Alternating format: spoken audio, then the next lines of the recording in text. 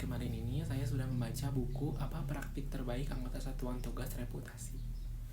Oke, di sini saya akan menjelaskan tentang audit atau penemuannya, yaitu ada 3 poin penting yang harus kita ketahui. Pertama, tujuan. Tujuan dari buku tersebut yaitu tentang anggota Satuan Tugas Reputasi. Anggota tugas reputasi dipecah menjadi beberapa bidang, antara lain sebagai berikut. Yang pertama, membangun wajah manusia. Yang kedua, membantu pemangku kepentingan untuk memahami nilai inti merek. Ketiga, mempelajari cara terbaik untuk memantau dan mengukur sentimen. Keempat, menumbuhkan tim satgas reputasi. 2. Sasaran. Sasaran mereka ialah yaitu menjaga nama baik reputasi manusia atau perusahaan. Ada konsekuensi serius jika tidak memperhatikan reputasi, terutama di era perbincangan publik seperti sekarang ini. 3. Profil audiens. Profil audiens mencakup karakteristik demografis dan perilaku target audiens seperti usia, jenis kelamin, minat, dan kebiasaan. Ini membantu dalam mengarahkan pesan atau produk ke orang-orang yang lebih mungkin tertarik atau terpengaruh. Contohnya dalam buku ini menjelaskan tentang produk Domino's Pizza yang terancam reputasinya karena pada bulan April 2009, 2 karyawan di waralaba Conover, North Carolina memutuskan untuk membuat lelucon. Merekam video menggali makanan-makanan yang sudah dikupas lebih dari 1 kali.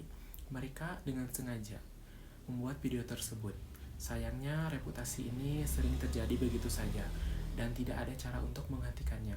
Akibatnya merek Domino's Pizza menghadapi konsekuensi serius. 4. Anggaran. Persepsi kualitas Domino's di kalangan konsumen berubah dari positif menjadi negatif. Menurut firma riset YouGov yang mengadakan survei online terhadap sekitar 1.000 konsumen setiap hari mengenai ratusan merek, peristiwa yang terjadi secara langsung mempengaruhi penjualan dan produktivitas Domino's Pizza. Poin kedua yaitu tentang strategi. Strategi pertama yaitu strategi pelacakan dan pemantauan. Strategi pelacakan dan pemantauan produk perusahaan melibatkan pemantauan kinerja umpan balik pelanggan, dan evaluasi tren pasar. Ini dapat mencakup analisis penjualan, survei pelanggan, dan pemantauan media sosial untuk mendapatkan wawasan yang lebih baik. Strategi ini membantu perusahaan merespon perubahan pasar dan memperbaiki produk sesuai kebutuhan pelanggan. 2. Strategi distribusi. Strategi distribusi produk perusahaan mencakup keputusan terkait cara produk disalurkan ke pasar. Ini dapat melibatkan distribusi langsung ke konsumen melalui toko fisik atau online, atau melibatkan rantai distribusi yang melibatkan agen, pedagang grosir, dan eceran. Pemilihan strategi distribusi harus disesuaikan dengan sifat produk, target pasar, dan preferensi pelanggan untuk mencapai distribusi yang efektif dan efisien. 3. Strategi keterlibatan. Untuk meningkatkan keterlibatan produk perusahaan, Anda bisa fokus pada poin-poin berikut. Yang pertama yaitu ada pemahaman pelanggan, kedua pemasaran efektif, ketiga pelayanan pelanggan, 4 inovasi produk, kelima program penghargaan pelanggan, keenam konten berharga, ketujuh kemitraan strategis, dan kedelapan pemantauan dan analisis. 4. Strategi pengukuran. Pengukuran produk perusahaan melibatkan evaluasi kinerja produk dan respon pelanggan. Beberapa strategi pengukuran yang dapat diterapkan meliputi 1. Key Performance Indicator, 2. Survei pelanggan, 3.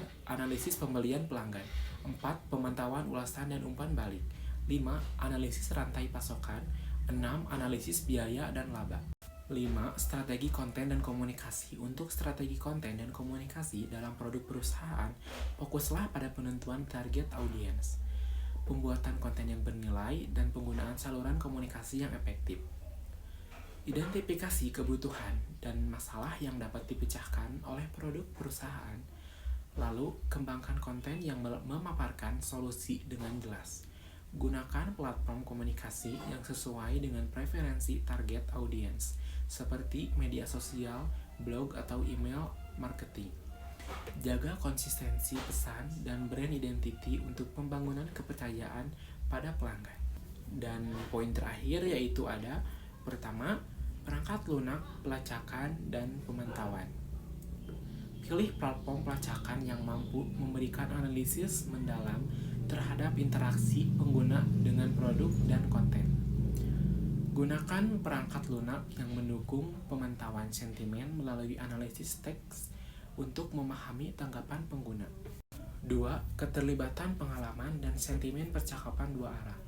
Fokus pada interaksi dua arah dengan pengguna. Gunakan chatbot atau layanan pelanggan online untuk meningkatkan keterlibatan. Integrasikan elemen sentimen analisis untuk memahami perasaan pengguna terkait produk atau layanan. 3. Mengukur prospek atau peningkatan merek atau penjualan atau kesadaran interaksi bernilai tinggi. Gunakan metrik yang relevan, seperti konversi, peningkatan merek, dan kesadaran untuk mengukur efektivitas strategi. Tinjau data secara berkala dan sesuaikan strategi berdasarkan hasil pengukuran untuk memaksimalkan nilai. 4. Mengoptimalkan pembuatan konten. Lakukan riset pasar untuk memahami kebutuhan dan keinginan audiens dan gunakan hasilnya untuk merancang konten. Gunakan alat-alat analisis konten untuk menilai kinerja konten dan membuat perubahan berdasarkan data. 5. Saluran distribusi dalam produk perusahaan. Tentukan saluran distribusi yang paling efektif untuk produk Anda, seperti platform e-commerce, mitra bisnis, atau toko fisik. Optimalkan penggunaan saluran distribusi dengan strategi pemasaran yang sesuai dengan meningkatkan jangkauan dan penetrasi pasar. Sekian dan terima kasih, itu saja yang dapat saya sampaikan. Mohon maaf bila ada kesalahan.